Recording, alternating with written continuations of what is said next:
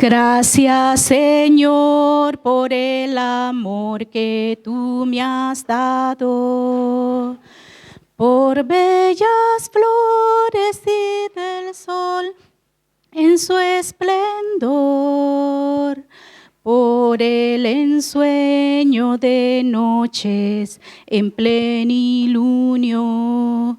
Gracias, Señor, por la sonrisa del bebé. Cristo es la estrella refulgente, luz divina, lirio del valle, roca de la eternidad, manso cordero que inmola en el Calvario, quiso escribir con sangre nuestra libertad. ¿Cuántos en esta mañana se sienten muy agradecidos con el Señor porque escribió nuestra libertad con su propia sangre? En esta mañana quiero compartir con ustedes investigué en el diccionario el significado de la palabra agradecimiento. Y dice que es un sentimiento de estima y reconocimiento hacia quien te ha hecho un favor o te ha prestado un servicio por el cual deseas corresponderle. Creo que nosotros nunca podríamos hacer tanto por nuestro Dios, pero sí por lo menos mostrar corazones llenos de gratitud. Sean todos bienvenidos y que nuestros corazones en este día puedan estar en sintonía con el cielo y con nuestro Dios y entre nosotros como hermanos. Bienvenidos. Voy a pedirles que inclinemos nuestros rostros para orar. Padre nuestro que estás en los cielos, aquí estamos ante tu presencia para agradecerte por la vida que nos has dado en este día. Gracias, Señor, por el aire que respiramos. Gracias por nuestras familias. Gracias por nuestros amigos. Gracias por todas las bondades recibidas de tu mano.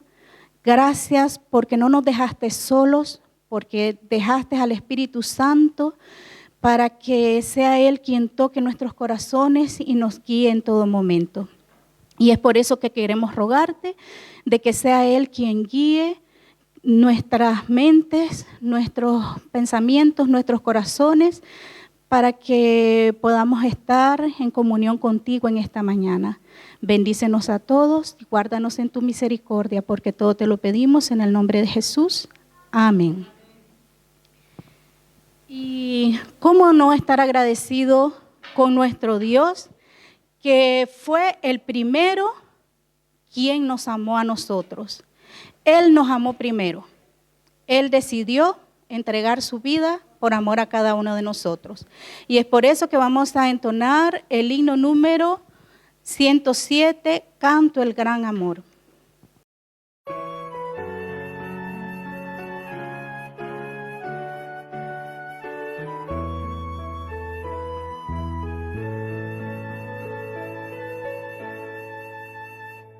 Canto el gran amor de aquel que primero a mí me amó, pues dejó la gloria ya y en el Gólgota murió.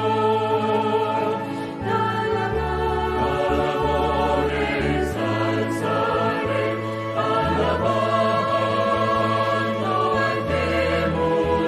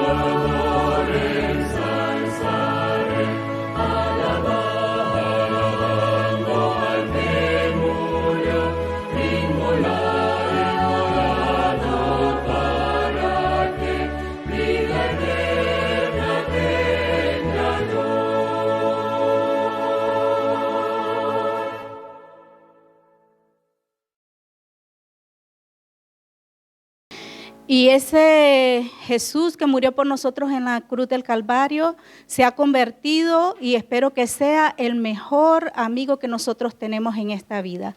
Vamos a cantar el himno número 109, Un buen amigo tengo yo.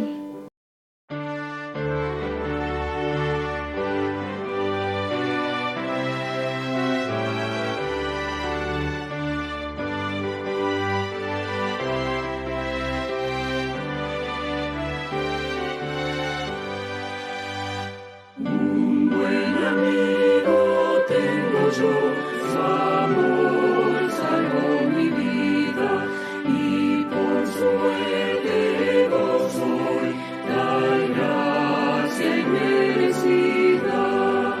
Y con el lazo de ese amor que nunca se ha cortado, seguro puedo siempre andar, a él estoy ligado.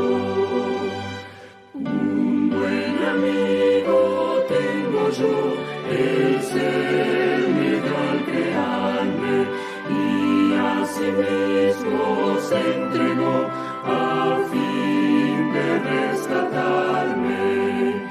Pues cuanto tengo es todo de él mismo me lo ha dado, mi vida, fuerza y corazón a él me he entregado.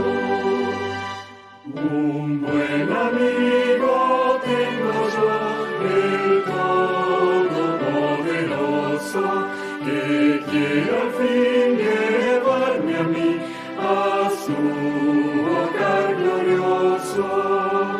Para animar mi vida aquí, me deja ver su gloria y con la ayuda que me da, yo gano la victoria.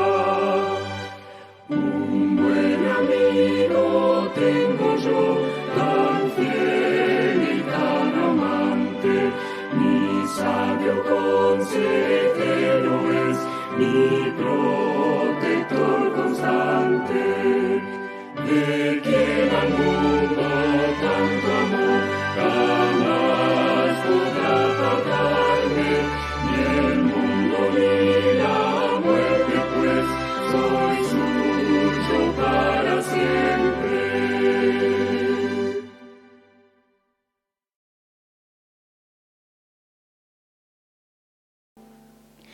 En Cristo Jesús podemos encontrar ese amigo incondicional que nunca nos falla en cualquier momento y también nunca nos defrauda. Vamos a cantar el himno número 366, En Cristo hay un amigo.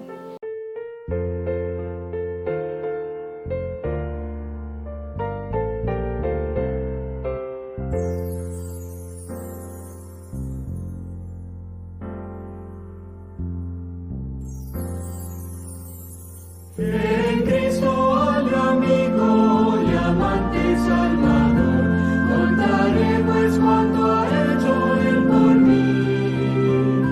Hallándome perdido en digno pecador, rescatóme y hoy me guarda para sí. Me salva del pecado, me guarda de Satán, promete estar conmigo siempre.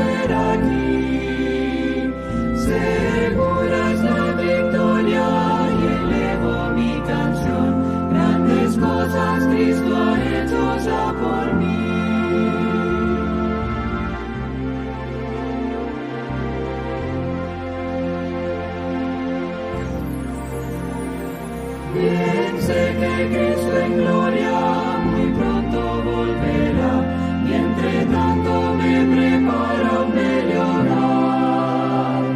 En la casa de mi Padre, mansión de luz y paz, el creyente fiel con él ha de morar. Y entrado en su gloria, besarlo sentiré, pues contemplaré su rostro siempre allí. Con los santos redimidos, gozoso cantaré, grandes cosas Cristo ha hecho ya por mí.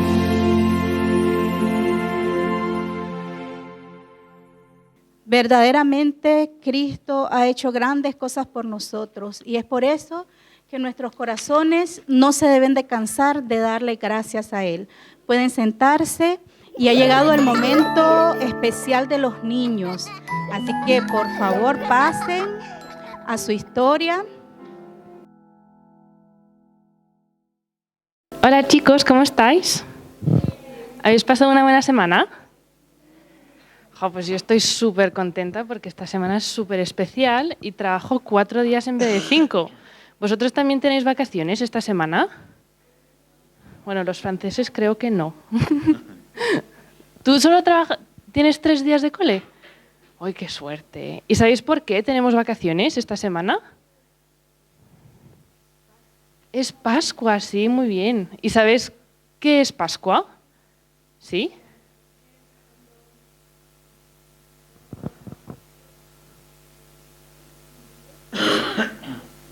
¿Sí? ¿Moni? Sí, entre otras cosas, pero también se sabe porque, pues eso, Jesús se hizo crucificar y resucitó. Por eso celebramos Pascua. Pero, en España por lo menos, aquí en Francia y en Suiza no tanto, se llama la Semana Santa. Y es como que una semana a donde han pasado varios eventos que han sucedido hasta pues, la muerte y la resurrección de Jesús. Por ejemplo, mañana es el Domingo de Ramos. Y Domingo de Ramos representa cuando Jesús entró a Jerusalén. Normalmente se representa así, en Jesús en un burrito, con todo el mundo aclamando y diciendo pues, que el rey de los judíos ha llegado. Y todo el mundo súper contento de ver a Jesús llegar. ¿Veis todos bien la imagen? ¿Veis? Todo el mundo se le ve muy feliz. Así que eso pasó el domingo. Jesús llega a Jerusalén y todo el mundo muy contento. Y esa semana pasaron varias cosas. Entre otras también pasó la última cena, que Miguel Ángel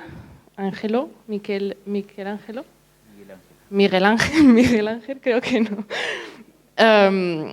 hizo una pintura bastante famosa de la última cena, que casi todo el mundo conoce esa pintura, que a donde se ve a Jesús y a todos sus discípulos pasando la última cena, que eso representa también cuando hacemos la Santa Cena aquí en la iglesia, que tenemos el pan y el zumo de uva, que representa el cuerpo y la sangre de Jesús, que eso se pasó pues, durante esa semana. Y después, el viernes, la crucifixión y el domingo, la resurrección.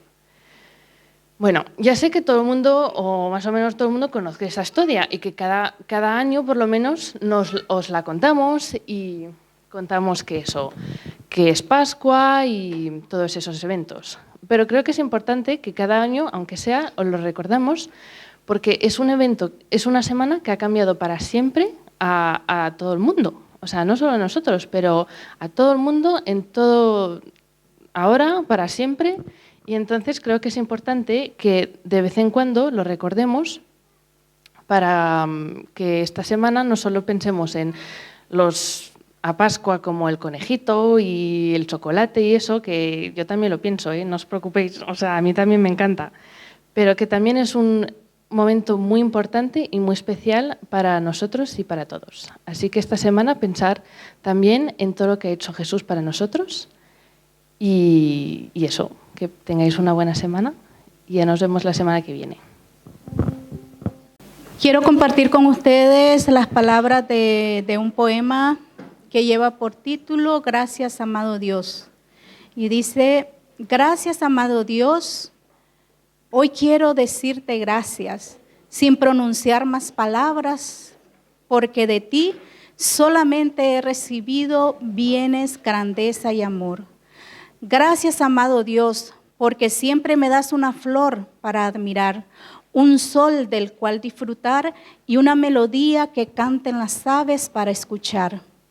Gracias, amado Dios, porque a mis oídos siempre llegan las palabras adecuadas después de fallar y un consuelo al cual me puedo abrazar.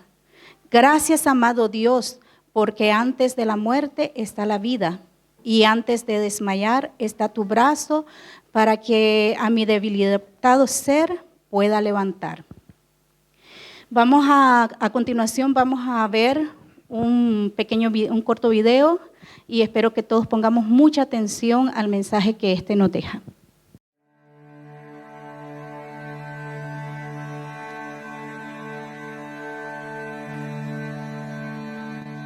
Nací en una granja hace casi 90 años.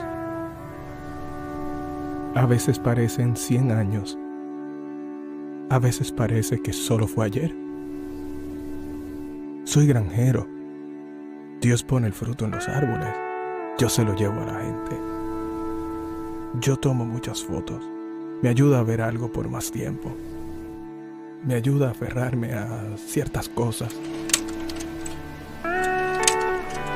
Mi papá me compró mi primera cámara. Me dijo que era una máquina del tiempo.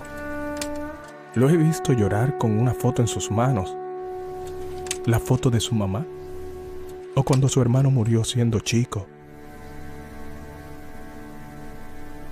Conocí a Mimi cuando ambos teníamos 15 años. Esperamos unos años para poder casarnos. Ella era muy dulce. Encajaba justo entre mis brazos cuando la estrechaba. Y ella me miraba como solo ella sabía hacerlo. Cada día, hasta el día que murió.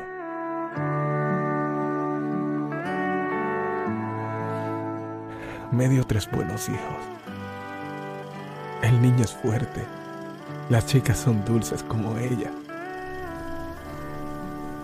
Nunca tuve mucho que presumir, pero tampoco me sentí pobre. Siento que Dios siempre me dio más de lo que necesitaba. Tengo esta casa y la granja. Tengo mis ojos para ver cómo los árboles cambian su color en otoño. Tengo estos pies que me llevan y me traen. Tengo estos brazos que todavía recuerdan el peso de mis bebés. Estas manos que sienten lo suave y lo áspero. La música en mis oídos todavía me hace erizar de la cabeza a los pies. Mi corazón todavía bombea y le habla a mi Dios. Le cuenta mis problemas. Le agradece por lo que me da. No puedo menos que estar agradecido. De verdad, no puedo.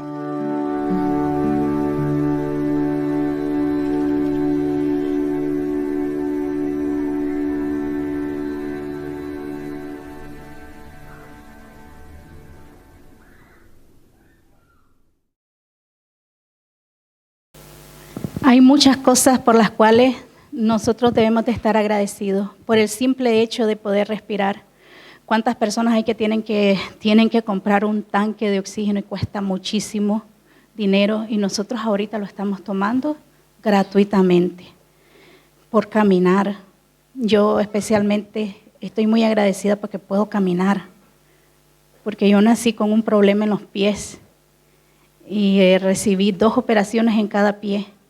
Sin embargo, si no lo hubiera dicho ahora, nadie se hubiera enterado.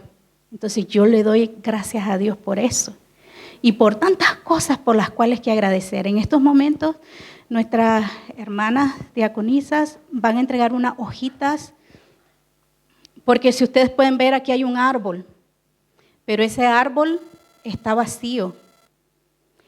Y ese árbol representa el árbol de nuestra vida.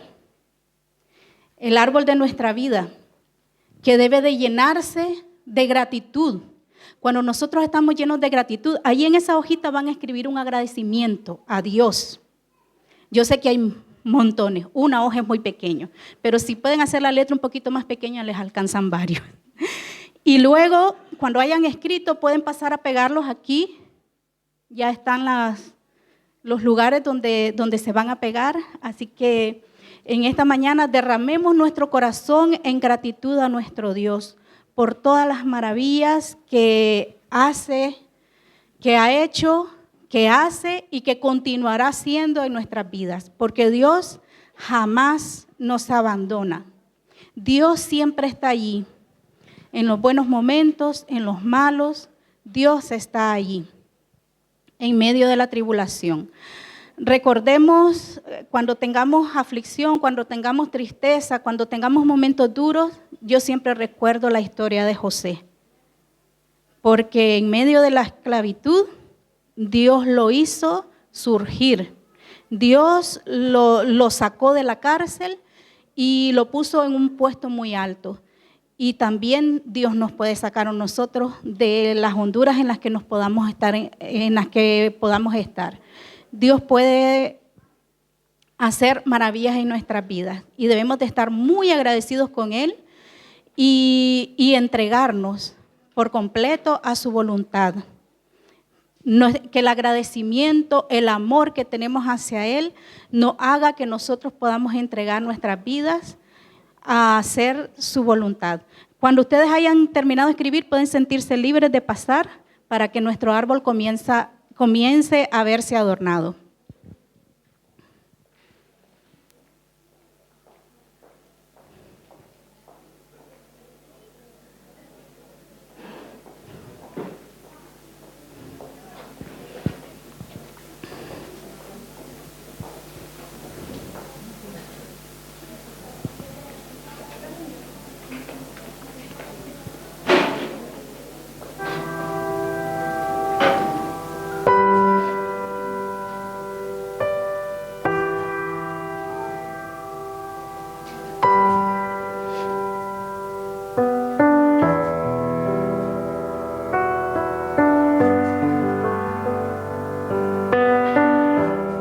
Miren qué bonito que se va viendo ya nuestro árbol. Cuando nosotros tenemos un corazón agradecido, no solamente con Dios, sino también con quienes nos rodean, nuestro rostro se ilumina. Porque estamos gozosos, estamos contentos de haber recibido un favor, algo bonito de parte de nuestra familia, de parte de nuestros amigos, pero sobre todo de parte de nuestro Dios.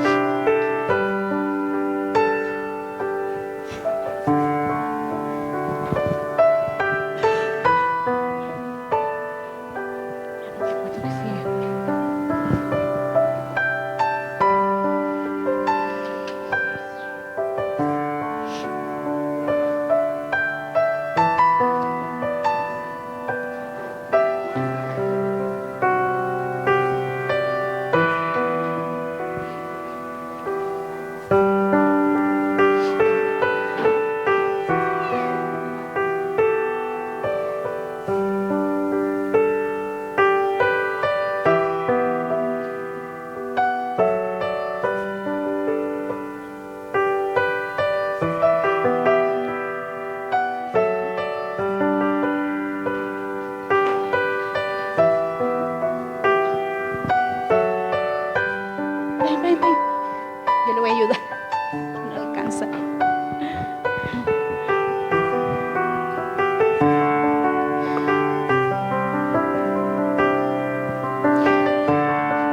Así debe de estar nuestra vida, llena de gozo, llena de gratitud a nuestro Dios, a nuestra familia, a nuestros amigos, a todos aquellos que nos rodean. Y les aseguro que vamos a vivir más plenamente. Vamos a ver en medio del dolor, en medio de la aflicción, vamos a ver siempre una luz. Porque sabemos de que allí está nuestro Dios, nuestro mejor amigo, para ayudarnos en ese momento de dificultad. allá arriba. No me lo aguanto.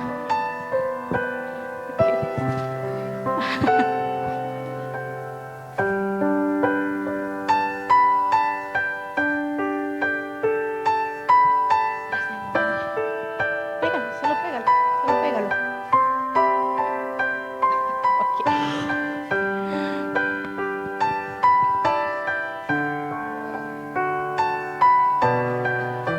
Muchas veces nos acercamos a Dios y solamente pedimos.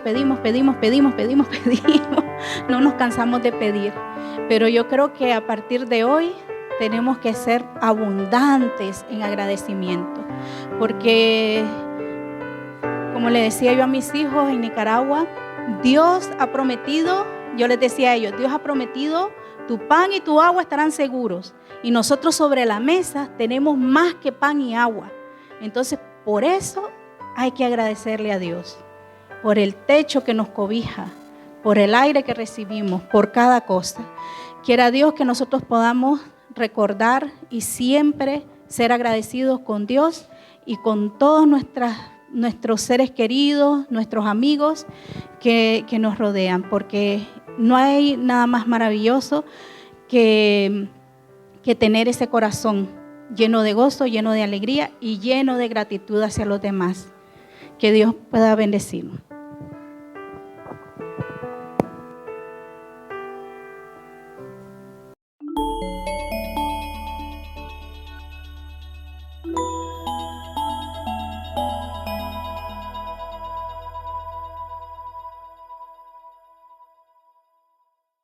Así como estamos, me gustaría que podamos hacer una oración. Padre eterno, qué lindo saber que hay tantos agradecimientos en nuestros corazones.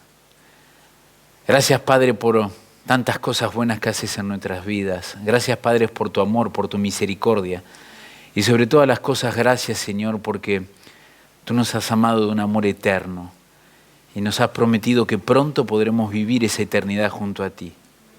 Gracias de todo mi corazón, en el santo nombre de Jesús. Amén. Si tendría que de alguna manera decir cuál es la pregunta que más me han hecho los jóvenes como pastor en algún momento de su vida y también los adultos es, Leo, ¿cómo saber cuál es la voluntad de Dios? ¿Cómo saber cuál es la voluntad que Dios tiene en mi vida? ¿Alguno ya se ha hecho esa pregunta, sí o no? ¿No? ¿Nadie se preguntó cuál es la voluntad de Dios para su vida? Gracias, 1, 2, 3. Yo pensé que todas las manos iban a estar levantadas, ¿no? Claro. Ahora, ¿esto es una buena pregunta, sí o no? Sí, claro que es una buena pregunta. Saber cuál es la voluntad que Dios tiene para mi vida. Es una muy buena pregunta. Pero quizás antes de hacernos esta pregunta, habría que hacernos otra pregunta. ¿Por qué busco la voluntad de Dios? Es decir, ¿qué es lo que me motiva a querer buscar qué es lo que Dios quiere para mi vida? Porque acá es donde yo voy a poder quizás discernir un poquito por qué quiero conocer la voluntad de Dios. A mí me parece que cuando uno empieza a buscar por qué está buscando la voluntad de Dios y uno toma ese tiempo para reflexionar, para orar, para pensar, uno se da cuenta qué es lo que lo está motivando. Por ejemplo, como les conté la semana pasada, cuando nos teníamos que ir de viaje a Ucrania, hubo alguien que nos hizo la pregunta a mí y a otro de mis colegas, ¿pero y por qué quieren ir? Y claro, la respuesta fácil era, porque Dios me envió. Amén. ¿Sí o no? Estaba buena esa respuesta, pero claro, pero hay que buscar un poquito más. Espera, ¿pero qué es lo que me motiva? Y yo estaba a la escucha de lo que me dijo, y es cierto. Y me digo, Señor, estoy buscando la gloria personal, estoy buscando que digan, bravo, qué bueno que sos. Y le dije, no, Señor. Y después me puse a pensar y digo, ¿será que lo hago solamente para poder dormir 2 días tranquilos sin mis hijos? No, tampoco.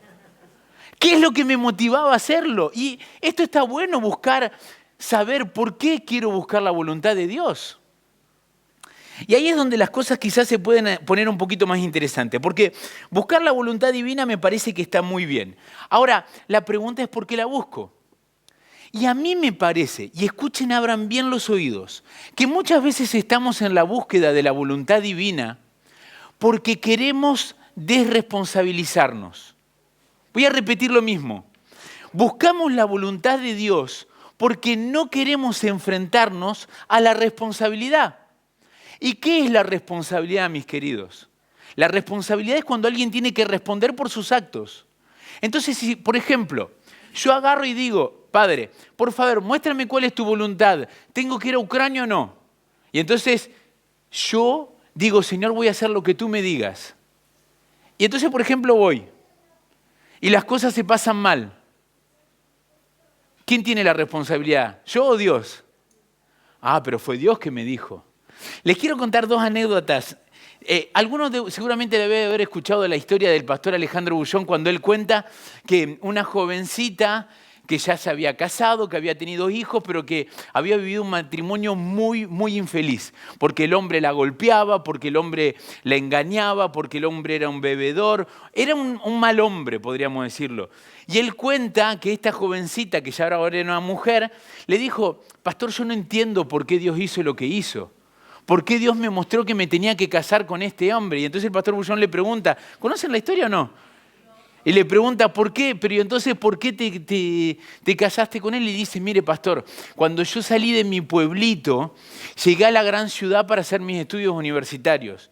Y ahí yo tenía ganas de enamorar, tenía ganas de encontrarme un novio, y tenía dos pretendientes. Uno que era un chico de la iglesia, buenito, realmente un verdadero cristiano, pero bueno, tenía lindos ojos, como dijo Jacob.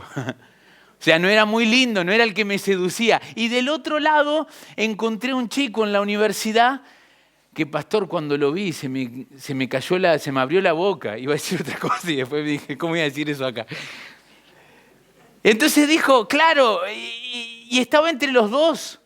Y yo sabía que el de la facultad era el chico malo, era el bad boy de la universidad. Entonces yo estaba entre el bad boy y el cristiano. Pero a mí me gustaba el bad boy. Pero entendía que también era malo, que no era quizás el mejor candidato para mí. Entonces ella dice que oró y que le dijo a Dios, mira, Señor, tú me muestras una señal. Si yo voy a la facultad y ese día aparece el cristiano o el bad boys, con ese me caso. Y el que aparezca tiene que aparecer. Es una historia así, yo no me la acuerdo de memoria, pero dice, tiene que aparecer con una remera negra, o le había dicho de tal manera. Adivinen quién apareció en la escalera de la universidad. El bad boy. Claro, ella no se dijo en el análisis, bueno, pero hay mucha más posibilidad de que aparezca este que el cristiano, ¿no? ¿Por qué no le dijo que aparezca el bad boy en la puerta de la iglesia? No. Se casa con este y después busca otra vez a entender por qué Dios le había mostrado esto. Y quizás tú te dices, no, pero Dios le mostró de una manera clara lo que tenía que hacer. No lo sé, amigo. Pero lo que yo sí sé es que muchas veces buscamos la voluntad divina para desresponsabilizarnos, porque no queremos hacer frente a la decisión que tomo. Entonces yo creo que Dios hubiese estado ok y le hubiese dicho, mirá, ¿te querés casar con él? Yo te voy a apoyar, voy a estar con vos. ¿La vas a pasar mal? Y sí, mi querida, pero no por eso te voy a dejar. Pero hay que asumir lo que yo quiero. Y esto es importante decirle, Señor, mira, yo asumo que a mí me gustaría esto. Ahora, ¿cómo se pasa en lo que sigue?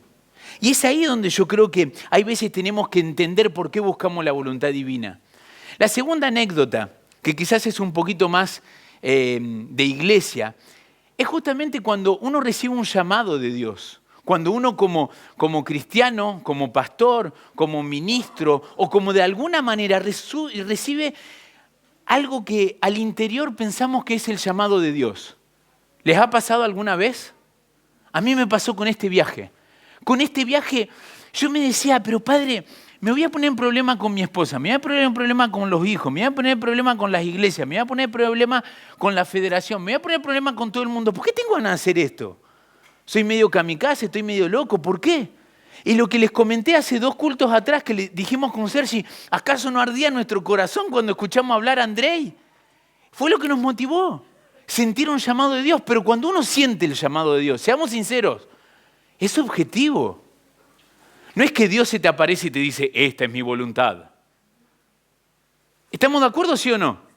Ahora, les voy a dar un ejemplo bíblico. ¿Cuántas veces ustedes han escuchado el ejemplo bíblico de Gedeón como el hombre que busca la voluntad de Dios y como ejemplo de vida de fe? Muchos, ¿no?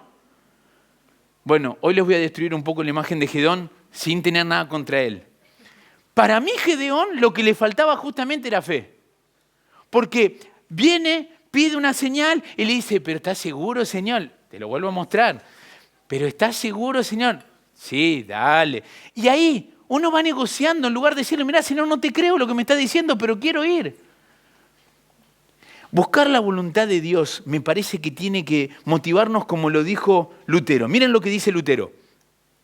Feliz el que se someta a la voluntad de Dios, porque la desgracia no la alcanza. Me encanta esta frase de Lutero, porque está hablando de algo que cuando uno busca la voluntad de Dios, yo entiendo que si me pongo en el mismo caminar que Dios tenía previsto para mí, el que se beneficia soy yo, no Dios. Díganme, amigos, ¿qué le cambiaba en la vida, en la eternidad a Dios, que la jovencita que les contaba del pastor Alejandro Bullón haya elegido el chico malo o el chico bueno? A él en sí no lo cambiaba nadie, lo que sí le duele el corazón porque la va a ver sufrir.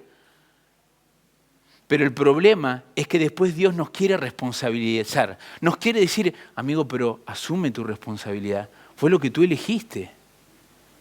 ¿Ustedes me entienden lo que estoy tratando de decir? Hay cristianos que agarran Dios y la voluntad de Dios como una especie de brújula, pero porque tienen miedo de tomar sus propias decisiones. Y entonces van un poquito así buscando lo que Dios quiere. Pero en realidad es que no quiero asumir mis responsabilidades. No quiero asumir lo que yo quiero decidir. Leyeron las noticias, me imagino, en Suiza, que ya hay familias que habían acogido ucranianos que ahora no saben qué hacer y se lo quieren sacar de encima, ¿no? ¿No escucharon eso? Acá me podría preguntar, bueno, pero macho, ¿cuál fue tu motivación? Quería que te aplaudamos, que dijera, qué buen vecino que tenemos. Y claro, te dejaste llevar por las emociones, pero ¿metiste un poquito de cabeza, amigo, en la decisión? No, es que Dios quiere que acojamos a la gente. Claro, pero esto va a tener repercusiones en tu estilo de vida. Esto va a tener repercusiones en tu familia. Vos no vas a poder elegir a quién acogés y a quién no. Vos estás diciendo, voy a acoger, voy a abrir las puertas. Y hay que tener la cabeza fría. Entonces, si uno dice, por ejemplo, pero Dios me mostró que tenía que acogerlo. Bueno, claro, amigo, pero ahora asumí la responsabilidad. Y ahí es donde creo que hay un problema, hay veces como cristianos, que cuando buscamos la voluntad divina, lo único que queremos en realidad es desresponsabilizarnos. ¿Y realmente nos sometemos a lo que Dios quisiera? ¿O finalmente terminamos disfrazando la voluntad divina en lo que yo quería en realidad en el corazón? Les voy a dar un ejemplo bíblico.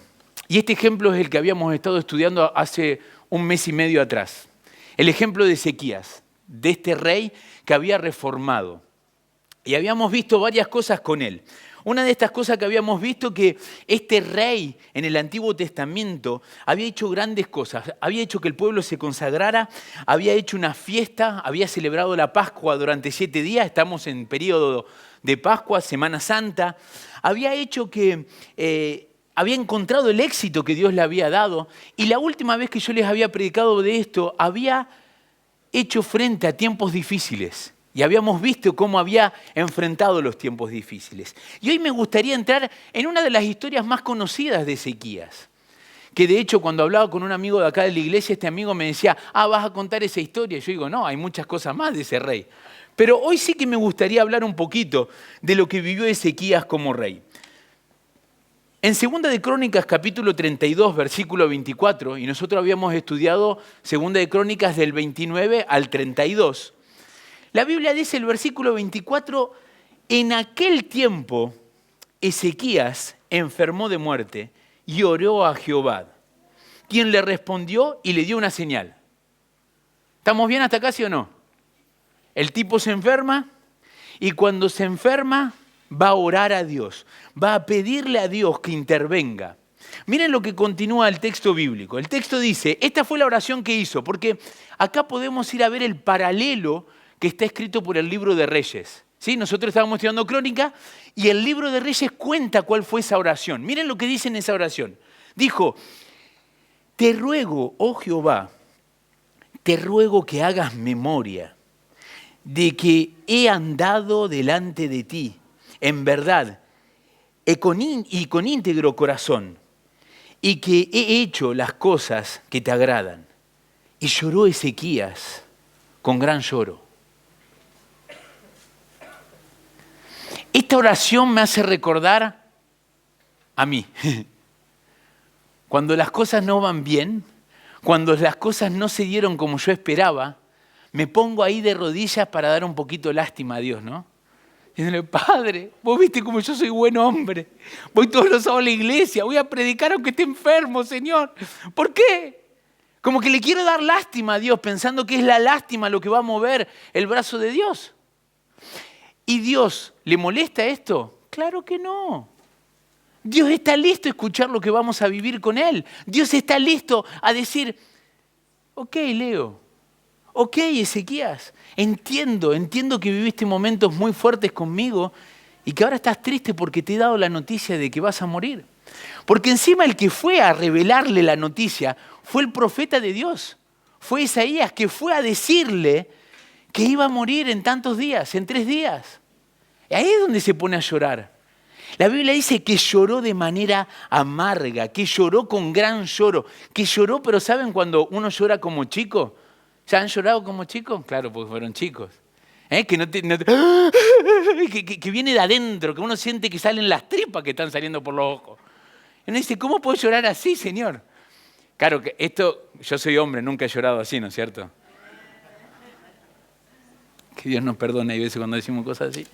Ahora, ¿qué es lo que pasa? Miren la respuesta de Dios. Esta es la respuesta. El profeta Isaías sale caminando luego de darle la noticia y en el medio del patio, dice la Biblia, cuando va caminando le dice, volvete y decirle lo contrario. Y miren lo que le responde. Le dice, yo he oído tu oración y he visto, ¿qué cosa?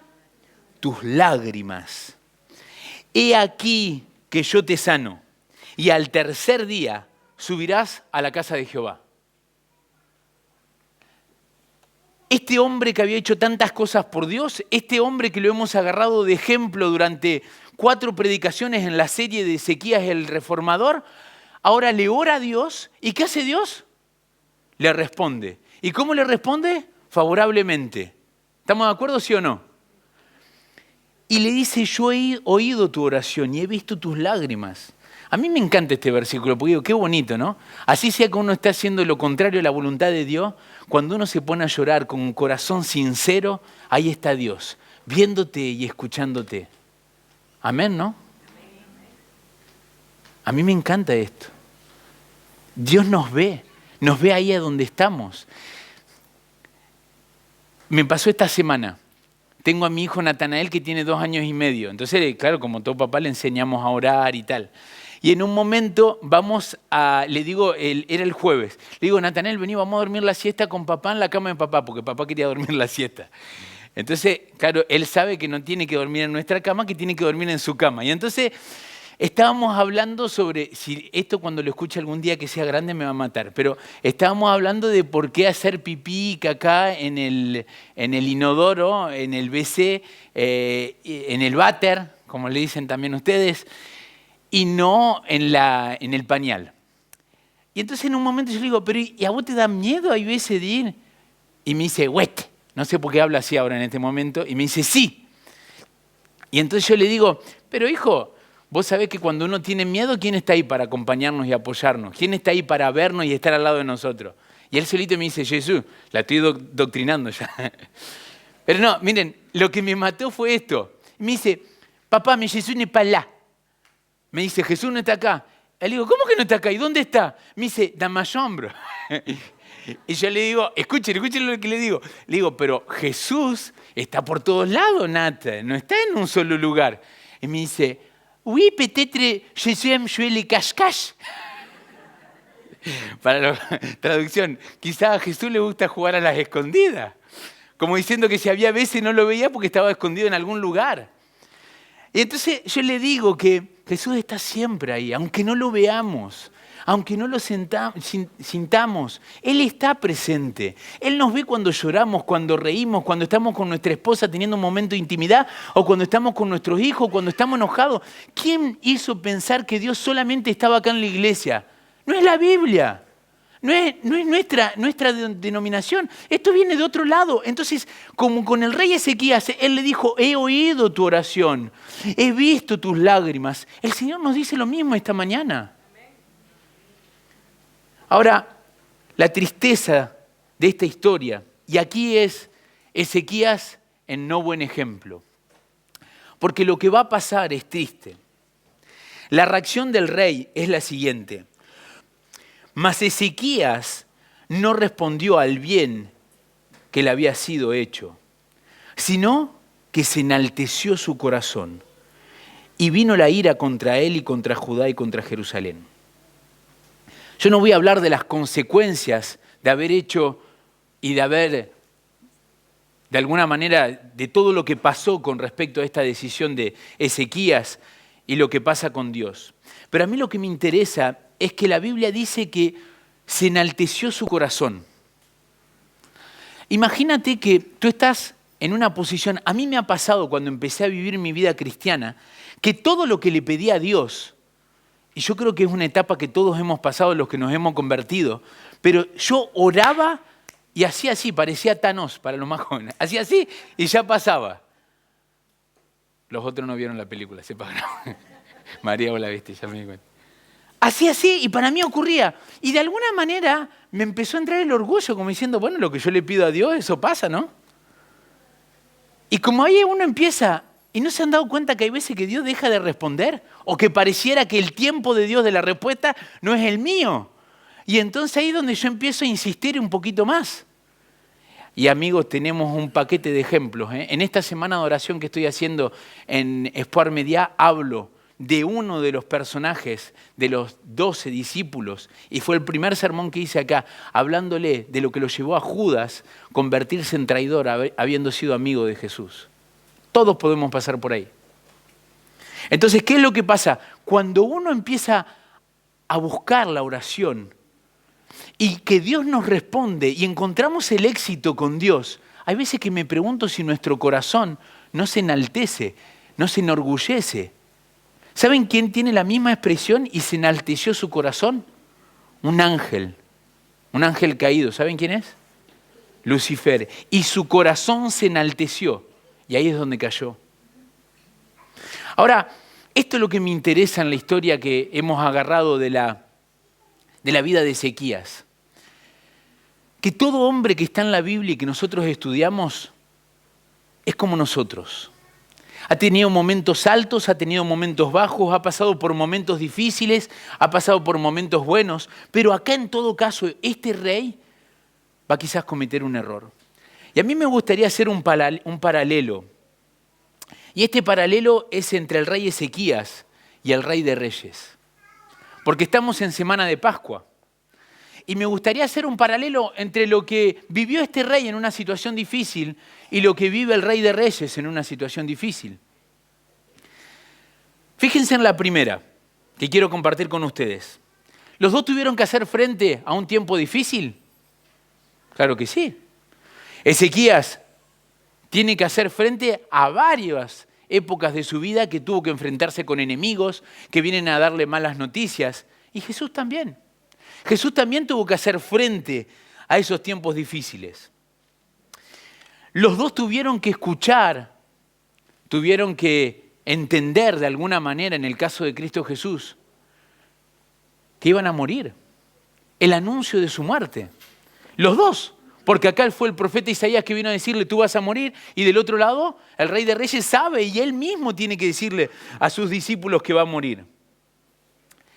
¿Hubo oración sincera en los dos? ¿Sí o no?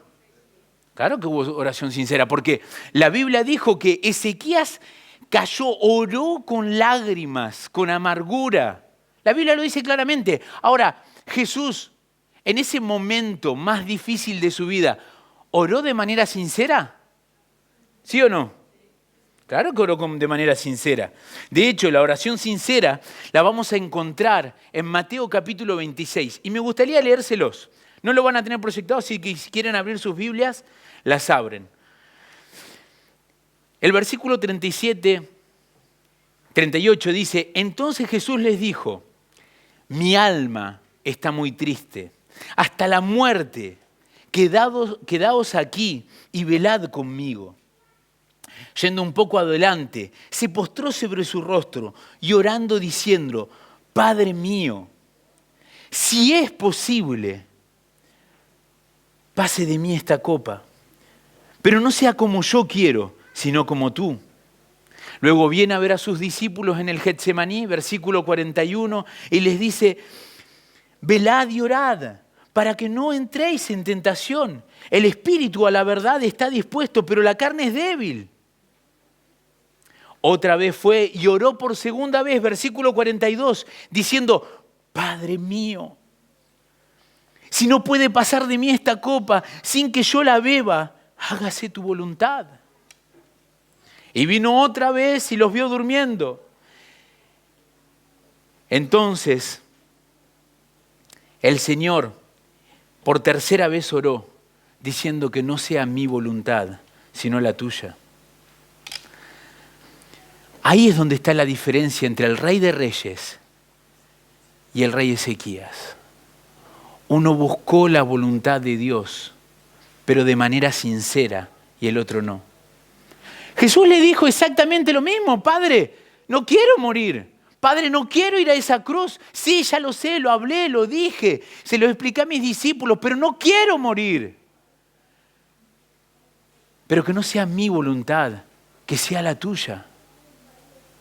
Ahí es cuando uno entra en verdadera conexión con el Señor, cuando uno realmente se da cuenta que lo que yo quiero al Señor le importa, pero que Él sabe que es lo mejor para mí. Esto es la dimensión de la relación de fe con el Señor. La historia termina que lastimosamente Jesús termina de una manera muy diferente que Ezequías. Jesús muere en una cruz, pero resucitó. Y esta es la victoria más grande del cristianismo. Uno de mis profesores de teología dice, qué triste que el simbolismo del cristianismo sea un objeto de tortura, una cruz. ¿Saben por qué muchos protestantes tienen la cruz vacía? Y hay una rama del catolicismo que el Cristo no está resucitado y no está muerto en la cruz porque está resucitado. Pero qué triste que nuestro objeto es este. Qué lástima que los primeros cristianos no pensaron, en lugar de haber puesto una cruz, de haber puesto, no sé, una tumba vacía, una piedra que estaba de lado. Este tendría que ser el simbolismo del cristianismo. Que Jesús murió porque siguió la voluntad de su Padre, pero resucitó. Y acá sí que merecía un amén. Jesús resucitó. Y esta es la victoria del cristianismo. Ahora, Ezequías, que ora con corazón sincero, y le dice, Señor, no quiero morir. El gran problema fue que olvidó de decir, pero Padre, que no sea mi voluntad, que sea la tuya. Y yo creo que de esto depende la vida cristiana, que sea tu voluntad y no la mía. El Señor está listo a escucharnos decirle lo que realmente quisiéramos vivir con Él. Que realmente hay veces no tenemos ganas que las cosas se pasen como no las tenemos previstas, que queremos que se pasen como las tenemos previstas. Pero no es una fórmula mágica, tiene que ser un estado de corazón en el cual, como el Rey de Reyes lo dijo y no como el rey Ezequías, Padre, esto es lo que quiero, pero de corazón te lo digo, que sea tu voluntad. Yo voy a asumir mis responsabilidades. No me voy a desresponsabilizar delante tuyo porque dije, era la voluntad de Dios. Sino voy a asumir lo que tú quieres para mi vida. Yo creo que en la vida cristiana, si asumiríamos nuestras responsabilidades, si oraríamos de corazón sincero y buscando verdaderamente la voluntad de Dios, podríamos evitar muchos momentos de lágrimas, muchos momentos de dolor. Atención que no dije todos, pero la victoria final es la misma que tuvo Cristo. Como dijo Job, y así sea que mi piel fuese destruida, yo sé que en el tiempo del fin, en los tiempos postreros, de mis propios ojos, veré a mi Redentor. Amén.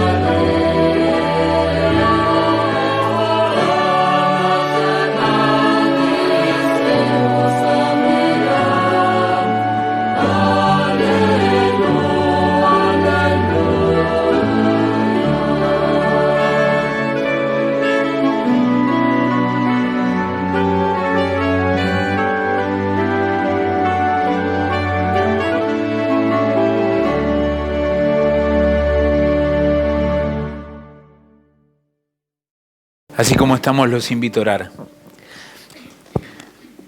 Señor, cuando tú estuviste aquí en la tierra, cuando tus discípulos te preguntaron cómo había que orar, tu respuesta fue clara. Padre nuestro que estás en los cielos, santificado sea tu nombre. Venga a nosotros tu reino y hágase tu voluntad en el cielo como en la tierra. Padre, hoy hablamos de agradecimientos. Hoy hablamos de hacer frente a dificultades, pero también hablamos de ser cristianos responsables con respecto a nuestras decisiones.